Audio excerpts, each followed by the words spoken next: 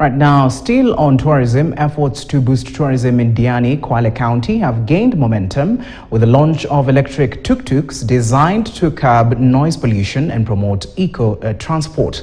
Stakeholders in the tourism sector say the initiative will enhance the visitor experience while creating new job opportunities for local youth.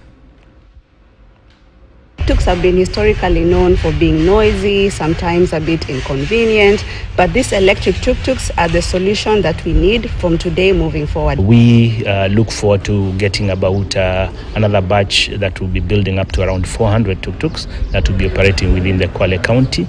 And the whole intention is to create employment to our youth, and also to make sure that we keep the environmental safe, at the same time creating jobs for all our people. Hivi nimeendesha hii tuktuk ya stima, naiona iko vizuri zaidi, pia imesave kwenye upande wa economic, kwa sababu ukilinganisha mafuta kuna muda yanapanda sana, lakini hii ukishaichaji unatembea masafa marefu na pia ni rahisi kwa mtu kujua kuendesha. Right now, initiatives to strengthen